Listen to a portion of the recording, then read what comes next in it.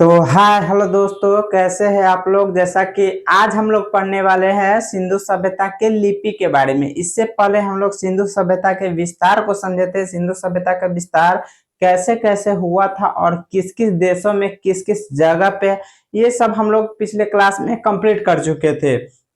चलिए अब हम लोग आज सिंधु सभ्यता के लिपि के बारे में पढ़ेंगे। अगर आप लोग इससे पहले मेरा वीडियो नहीं देखे हैं तो प्लेलिस्ट बना हुआ है मेरे आईडी पे, हिस्ट्री का, जा करके वहां से वीडियो देख लीजिए। और आप लोग यहाँ पे समझते हैं, हम लोग आगे समझते हैं, वहां से वीडियो आप लोग देख करके समझ सकते हैं। अगर इसका नोट्स चाहिए तो मेरे टेलीग्राम चैनल को ज्वाइन करिए, वहां पे आपको इसका पर डे का नोट्स भी प्रोवाइड करा दिया जाएगा। तो चलिए अब हम लोग शुरू करते हैं। यहाँ पे सिंधु सभ्यता की लिपि। सिंधु सभ्यता की लिपि क्या होता है, चलिए हम लोग पढ़ते हैं। यहाँ पे लिपि, सिंधु घाटी सभ्यता की लिपि भाव चित्रात्मक है। यह लिपि पूर्ण रूप से मौलिक मौलिक है। यह लिपि पूर्ण रूप से मौखिक है। इसका अर्थ यह है कि इस लिपि को किसी किसी सभ्यता से उधार नहीं लिया गया है। यानी कि सिंधु घाटी की सभ्यता जो है लिपि भाव चित्रात्मक है एवं मौखिक है। यानी कि इसका यह अर्थ है कि सिंधु सभ्यता की लिपि जो है वो किसी दूसरे सभ्यता से उधार नहीं लिया गया है। यानी इसका कहने का मतलब यह हुआ कि सिंधु सभ्यता के जो लिपि है वो किसी अन्य सभ्यता से कॉपी नहीं किया गया है। इसका खुद का एक लिपि, खुद का लिपि है, भाव चित्रात्मक लिपि है इसका। चलिए अब हम लोग यहाँ पर समझते हैं। इस लिपि 250 से 400 प्रतीक है। यानी कि इसके लिपि में कितने प्रतीक है, तो 250 से 400 प्रतीक है इसके लिपि में लिखा गया है। चलिए अब हम लोग यहाँ पे देखते हैं। इस लिपि को दाएं से बाएं की ओर लिखा जाता है। यानी कि इसके जो लिपि को लिखने का आधार है वो कैसे लिखते थे, तो दाएं से बाएं की ओर लिखते थे। जैसे कि हम लोग यहाँ पे बाएं से स्टार्ट करते हैं तो दाएं की ओर ले जाते हैं, लेकिन सिंधु सभ्यता में कैसे लिखा जाता था, तो दाएं से स्टार्ट करके और बाएं की तरफ इस साइड ला करके इस प्रकार से लिखा जाता था सिंधु सभ्यता में। तो चलिए अब हम लोग यहाँ पे देखते हैं।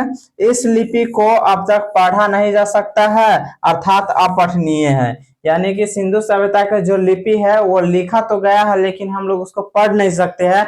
अर्थात सिंधु सभ्यता का जो लिपि है वो अपठनीय है। यानी कि हम लोग को समझ से बाहर है, वो हम लोग को समझ में आया ही नहीं है कि अभी तक की लिखा क्या है। अब यहाँ पे देखते हैं। धोलावीरा से हमें एक 10 प्रतीक वाला अभिलेख प्राप्त हुआ है। यानी कि सिंधु सभ्यता के धोलावीरा एक नगर है जिसके हम लोग विस्तार इससे पिछले वीडियो में किए थे। धोलावीरा एक नगर है जिसमें से एक 10 प्रतीक वाला अभिलेख, यानी कि 10 प्रतीक वाला अभिलेख प्राप्त हुआ है। कहां से मिला है, तो धोलावीरा से मिला है। अब चलिए हम लोग देखते हैं यहाँ पे।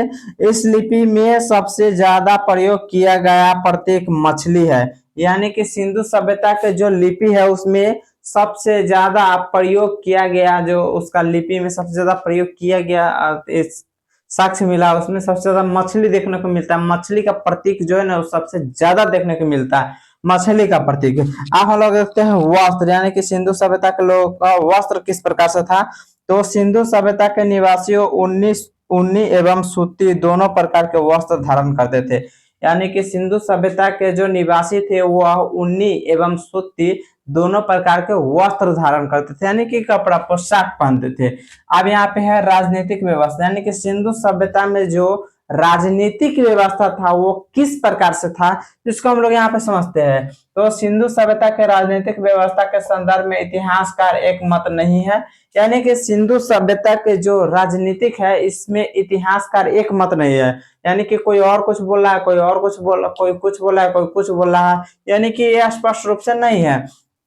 लेकिन अधिकतर इतिहासकार इस बात को मानते हैं कि यहाँ कोई न कोई एक केंद्रीय सत्ता अवश्य रही होगी, परंतु शासन व्यवस्था किस प्रकार से थी इसकी स्पष्ट साक्ष्य नहीं प्राप्त नहीं होते हैं। यानी कि अधिकतर इतिहासकार के मानना है कि सिंधु सभ्यता में एक केंद्रीय शासन, यानी कि एक उसका क्या बोलते हैं, यहाँ पे एक केंद्रीय सत्ता अवश्य रहे होंगे। यानी सिंधु सभ्यता के एक केंद्रीय सत्ता जो है वो अवश्य रहे होंगे, ये इतिहासकार के मानना है।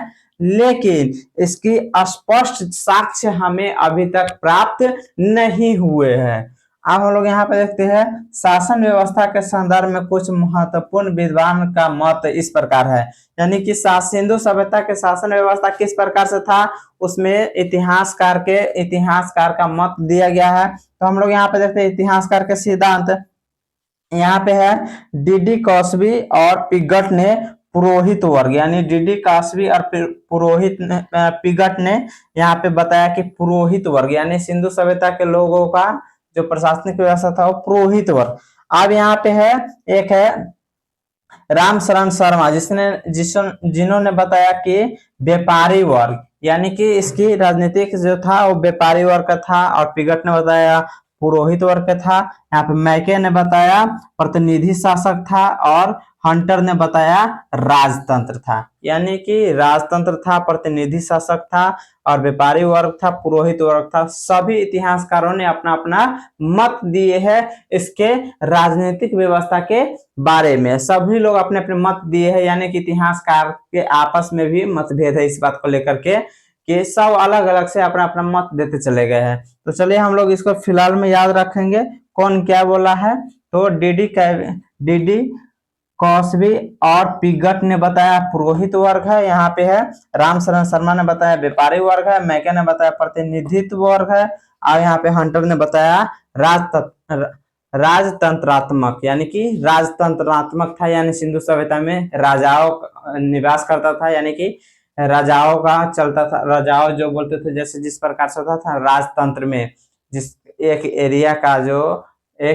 का लीडर जो राजा होता था, राजा जो कहता था वही चलता था, यानी कि राजतंत्र था, इसका मानना है हंटर का। तो चलिए अब हम लोग इसके आगे समझेंगे अगले क्लास में, अगले वीडियो में। तब तक के लिए थैंक यू, बाय बाय, नमस्ते।